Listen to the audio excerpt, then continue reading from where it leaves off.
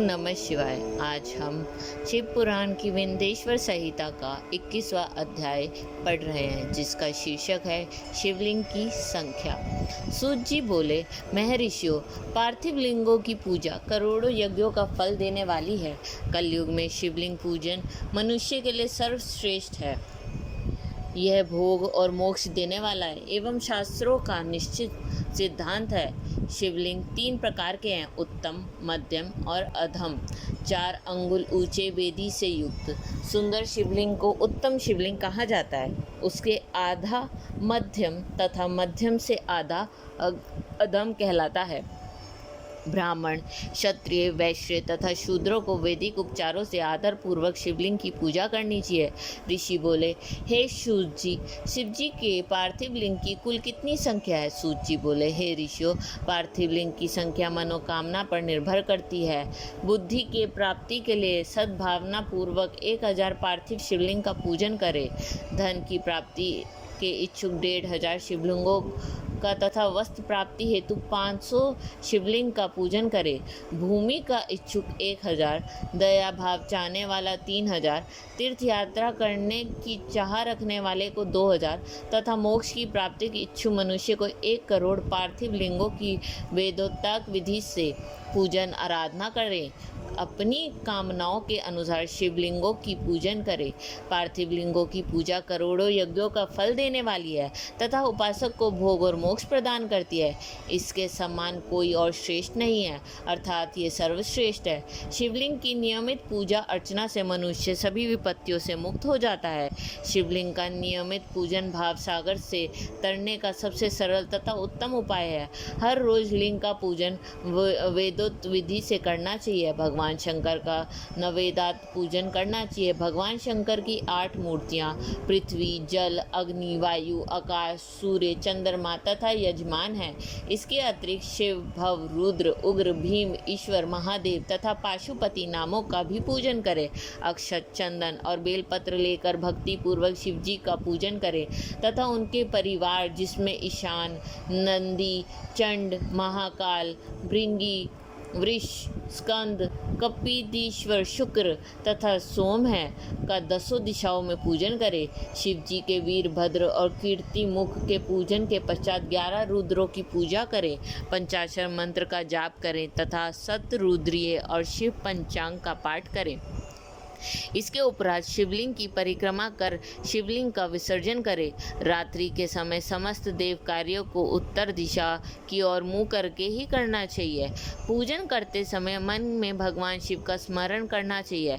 जिस स्थान पर शिवलिंग स्थापित हो वहाँ पर पूर्व, पश्चिम और उत्तर दिशा में ना बैठें, क्योंकि पूर्व दिशा भगवान शिव के सामने पड़ती है और इष्ट दिशा का सामना नहीं रोकना चाहिए। उत्तर दिशा में शक्ति स्वरूपा देवी उमा विराजमान रहती है। पश्चिम दिशा में शिवजी का पीछे का भाग है और पूजा पीछे से नहीं की जा सकती, इसलिए दक्षिण दिशा में उत्तर भूखी होकर बैठना चाहिए। शिव के उपासकों को भस्म से त्रिपुंड लगाकर रुद्राक्ष की माला, बेलपत्र आदि लेकर भगवान का पूजन करना चाहिए। यदि भस्म ना मिले तो मिट्टी से ही त्रिपुंड का निर्माण करके पूजन करना चाहिए। अब हम शिव पुराण की विंध्येश्वर संहिता का 22वां अध्याय पढ़ रहे हैं, जिसका मुख्य शीर्षक है शिव नवेद और बिल्व महात्म्य। ऋषि बोले, हे सूची, हमने पूर्व में सुना है कि शिव का नवेद ग्रहण नहीं करना चाहिए। इस संबंध में शास्त्र क्या कहता है, इसके बारे में बताइए तथा बिल्व के महात्म्य को भी स्पष्ट कीजिए। सूत जी ने कहा, हे मुनियों, आप सभी शिव व्रत का पालन करने वाले हैं, इसलिए मैं आपको प्रसन्नतापूर्वक सारी बातें बता रहा हूँ। आप ध्यानपूर्वक सुने। भगवान शिव के भक्त को जो उत्तम व्रत का पालन करता है तथा बाहर भीतर से पवित्र व शुद्ध है, अर्थात निष्काम भावना से भगवान शंकर की पूजा अर्चना करता है, शिव नवेद का अवश्य भक्षण करना चाहिए, क्योंकि नवेद को देख लेने से ही सारे पाप दूर हो जाते हैं। आपको ग्रहण करने से बहुत से पुण्यों का फल मिलता है। नवेद को खाने से हजारों और अरबों यज्ञों का पुण्य अंदर आ जाता है। जिसके घर में शिव जी के नवेद का प्रचार होता है, उसके घर तो पवित्र है ही, बल्कि वह साथ के अन्य घरों को भी पवित्र कर देता है। इसलिए सिर झुकाकर प्रसन्नता पूर्वक एवं भक्ति भावना से इसे ग्रहण करे और इसे खा ले। जो मनुष्य इसे ग्रहण करने या लेने में विलंब करता है वह पाप का भागी होता है। शिव की दीक्षा से युक्त शिव भक्त के लिए नैवेद्य महाप्रसाद है। जो मनुष्य भगवान शिव के अलावा अन्य देवताओं की दीक्षा भी धारण की है उनके संबंध में ध्यान पूर्वक सुनिए। ब्राह्मणों, जहाँ में शालग्राम शिला की उत्पत्ति होती है वहाँ उत्पन्न लिंग से रसलिंग में, पाषाण, रजत तथा स्वर्ण से निर्मित लिंग में, देवताओं तथा सिद्धों द्वारा प्रतिष्ठित लिंग में, केसर लिंग, स्फटिक लिंग, रत्न निर्मित लिंग तथा समस्त ज्योतिर्लिंग में विराजमान भगवान शिव के नैवेद्य को ग्रहण करना चंद्रायण व्रत के समान पुण्यदायक है। शिव नैवेद्य भक्षण करने एवं उसे सर पर धारण करने से ब्रह्म हत्या के पाप से भी छुटकारा मिल जाता है और मनुष्य पवित्र हो जाता है। परंतु जहाँ चंडालों का अधिकार हो वहाँ का महाप्रसाद भक्ति पूर्वक भक्षण नहीं करना चाहिए।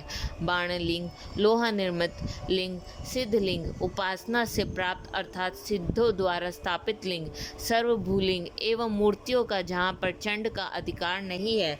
जो मनुष्य भक्ति पूर्वक स्नान कराकर उस जल का 3 बार आचमन करता है उसके सभी कायिक, वाचिक और मानसिक पाप नष्ट हो जाते हैं।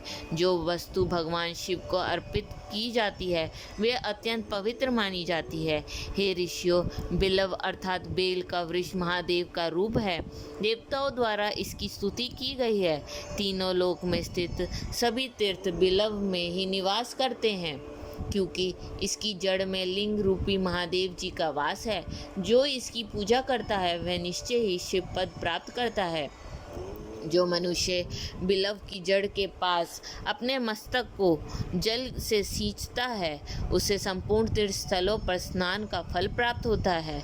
बिलव की जड़ों को पूरा पानी से भर देखकर भगवान शिव संतुष्ट एवं प्रसन्न होते हैं। जो मनुष्य बिलव की जड़ों अर्थात मूल भाग का गंध, पुष्प इत्यादि से पूजन करता है वह सीधा शिवलोक जाता है। उसे संतान और सुख की प्राप्ति होती है। भक्ति पूर्वक पवित्र मन से बिलव की जड़ में दीपक जलाने वाला मनुष्य सब पापों से छूट जाता है। इस वृक्ष के नीचे जो मनुष्य एक शिव भक्त ब्राह्मण को भोजन कराता है उसे 1 करोड़ ब्राह्मणों को भोजन कराने का फल मिलता है। इस वृक्ष के नीचे दूध, घी में पके अन्न को दान देने से दरिद्रता दूर हो जाती है। हे ऋषियों, प्रवृत्ति और निवृत्ति के 2 मार्ग है। प्रवृत्ति के मार्ग में पूजा पाठ करने से मनोरथ पूर्ण हो जाते हैं। यह संपूर्ण अभीष्ट फल प्रदान करता है। किसी सुपात्र गुरु द्वारा विधि विधान से पूजन कराएं। अभिषेक के बाद अगहनी चावल से बना नैवेद्य अर्पण करें। पूजा के अंत में शिवलिंग को संपुट में विराजमान कर घर में किसी शुद्ध स्थान पर रख दे। निवृत्त मार्गी उपासकों को हाथ में ही पूजन करना चाहिए। भिक्षा में प्राप्त भोजन को ही नैवेद्य के रूप में अर्पित करे। निवृत्त पुरुषों के लिए सूक्ष्म लिंग ही श्रेष्ठ है। विभूति से पूजन करे तथा विभूति को ही निवेदित करे। पूजा करने के उपरांत लिंग को मस्तक पर धारण करे।